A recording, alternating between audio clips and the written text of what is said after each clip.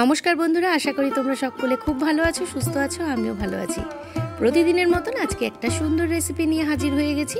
পটল দিয়ে রুই মাছের ঝোল। মাছ খেতে খেতে আমরা কিন্তু একটু মাঝে মধ্যেই ফেড আপ হয়ে যাই, আর কখনো কখনো মাছের ঝোল যদি একটু এরকম পাতলা হয় আর ওয়েদারটা যদি প্রচণ্ড গরম থাকে, তখন কিন্তু এমন পাতলা মাছের ঝোল আর গরম ভাতে কিন্তু সেই খাবারটা পুরোপুরি জমে যাবে। তো কেমন ভাবে করছি এই রুই মাছ দিয়ে পটল দিয়ে মাছের ঝোলটা, সেটাই আজকে তোমাদের সাথে শেয়ার করছি। সবার প্রথমে মাছটা তো ধোয়াই ছিল, তারপরে খুব ভালোভাবে কিন্তু 1 ঘন্টা আমি নুন হলুদ ভালো করে মাখিয়ে ম্যারিনেট করে রেখে দিয়েছি। আর এই রান্নার জন্য কিচ্ছু উপকরণ নয়, শুধু আমি এখানে 3 টুকরো মাছের সাথে 3টে পটল নিয়েছি, আর নিয়েছি একটা ছোট আলু। পটলগুলোকে লম্বা লম্বা করে কেটে নিয়েছি, আর আলুটাকেও পাতলা পাতলা করে আমি কেটে নিয়েছি, যাতে চটপট সেদ্ধ হয়ে যায়। আর এই রান্নার জন্য কিছু মশলা আমি অ্যাড করছি। মশলাগুলো একটি পাত্রে জলের সাহায্যে গুলে নেব। তো 1 চামচ মতন হলুদ নিয়েছি, 1 চামচ মতন নিয়েছি জিরের গুঁড়ো, আর 1/2 চামচ মতন নিয়েছি ধনে গুঁড়ো।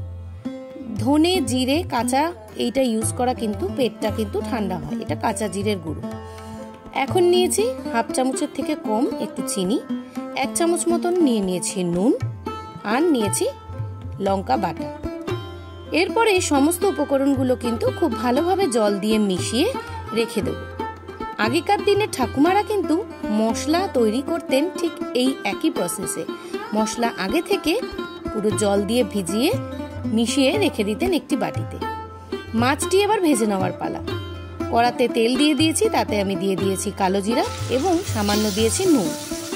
মাছ ভাজার আগে কড়াতে যদি তেলের মধ্যে নুন দিয়ে দেওয়া হয়, সেই মাছ কিন্তু ফাটে না এবং কড়াতে খুব সুন্দরভাবে ভাজাও হয়ে যায়, এবং মাছটা কিন্তু কড়াতে ধরেও আসে না, মাছের ভাজাটাও খুব সুন্দরভাবে হয়ে যায়। ভিডিওটা চলতে চলতে একটা কথা বলে রাখি, যারা আজকে আমার পরিবারে নতুন এবং ভিডিওটা যারা দেখছো তাদেরকে জানাই অসংখ্য ভালোবাসা। যদি আমার পরিবারের আজকে নতুন বন্ধু হয়ে থাকো, ভিডিওটাতে একটা লাইক করে পাশে থাকা বেল নোটিফিকেশনটা অন করে আমার বন্ধু হয়ে যেও। তো দেখো, এখানে কিন্তু মাছটা আমার 1 পিঠ ভাজা হয়ে গেছে। আমি মাছটা কিন্তু উল্টো পিঠও এবার ভেজে নিচ্ছি। খুব সুন্দরভাবে মাছটা ভেজে নিতে হবে, মাছ ভাজার ওপরেই কিন্তু সবকিছু টেস্ট ডিপেন্ড করে। দেখতে পাচ্ছ হালকা হালকা কিন্তু ব্রাউনিশ ভাব হয়ে গেছে। তো মাছটা কিন্তু আমি এবার তুলে নিচ্ছি। প্রচন্ড গরমের দুপুরে কিন্তু এইরকম পাতলা পটল দিয়ে মাছের ঝোল কিন্তু খেতে খুবই সুস্বাদু লাগে, যেটা শরীরের জন্য কিন্তু ভালো। পেটটাও গরম হয় না। বাইরে যখন প্রচন্ড রৌদ্রের তাপ, তখন এমন যদি একটা মাছের ঝোল হয়, সেটা দিয়েই কিন্তু খাওয়া হয়ে যায়। তো এখন আমি কড়াতে পটলগুলো দিয়ে দিয়েছি, মাছের তেলেই আমি পটলগুলোকে দিয়েছি।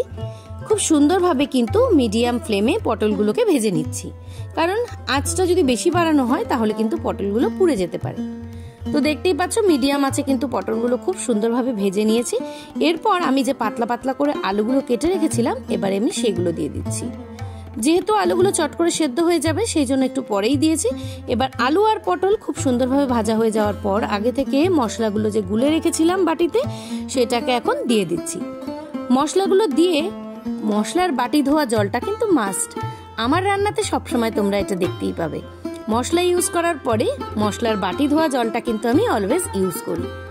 আর দিয়ে দিয়েছি 3টে গোটা কাঁচা লঙ্কা। গোটা কাঁচা লঙ্কা দিলে কিন্তু রান্নার মধ্যে আলাদা সুন্দর একটা ফ্লেভার আসে, যেটা গরম গরম ভাতের মধ্যে কিন্তু ওই লঙ্কাটা ডলে খেতে খুব স্বাদ লাগে। সুন্দরভাবে মিডিয়াম আছে কিন্তু এই মশলাটাকে এখন কষিয়ে নিতে হবে, তেল না বেরিয়ে আসা পর্যন্ত। সুন্দরভাবে কষে আসা পর্যন্ত একটু অপেক্ষা করতে হবে। মিডিয়াম ফ্লেমে একটু ভালোভাবে জিনিসটাকে কষিয়ে নিতে হবে। কষাতে কষাতেই কিন্তু আমাদের পটলটা আধা সিদ্ধ হয়ে গেছে এবং আলুটাও কিন্তু অর্ধেক সিদ্ধ হয়ে গেছে। তো কি সুন্দর কালারটা এসছে, তোমরা তো দেখে বুঝতেই পারছো।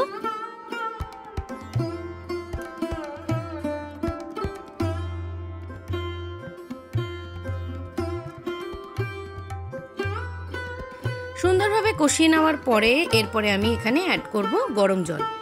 ফুটন্ত গরম জল দিলে কিন্তু মাছের ঝোলের টেস্ট ভালো হয়।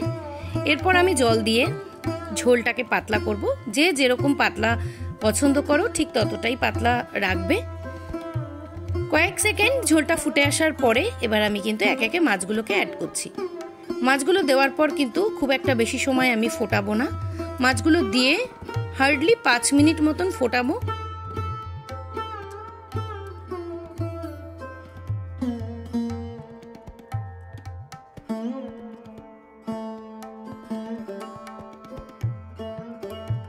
এখানে কিন্তু আমি আর কোনো রকম কোনো মশলাই ইউজ করছি না, যেহেতু সমস্ত মশলাগুলোই কিন্তু কাঁচা জিরে, কাঁচা ধনে, কাঁচা লঙ্কা, হলুদ সব কিছুই যেহেতু কাঁচা ছিল, জল দিয়ে গুলে এর মধ্যে কষানো হয়েছে। এটাতে কিন্তু পেট খারাপ বা পেট গরম হওয়ার কোনো রকম কোনো চান্স নেই। আর মাছটা কমপ্লিট হয়ে গেছে আমার। নামানোর আগে জাস্ট আমি একটু ফ্রেশ ধনেপাতা একটু ছড়িয়ে দিয়েছি, তাতে ঝোলের স্মেলটাও খুব ভালো আসে, দেখতেও সুন্দর হয়, খেতেও খুব সুস্বাদু লাগে। তো আমার এখানে পটল দিয়ে আলু দিয়ে এই কাতলা মাছ বা রুই মাছের রেসিপিটা তোমাদের কেমন লেগেছে অবশ্যই কিন্তু কমেন্টের মাধ্যমে জানাবে। ততক্ষণ পর্যন্ত ভালো থেকো, সুস্থ থেকো। আবার আসবো পরবর্তীতে কোনো রেসিপি ভিডিও নিয়ে। ততক্ষণ পর্যন্ত সকলে ভালো থেকো।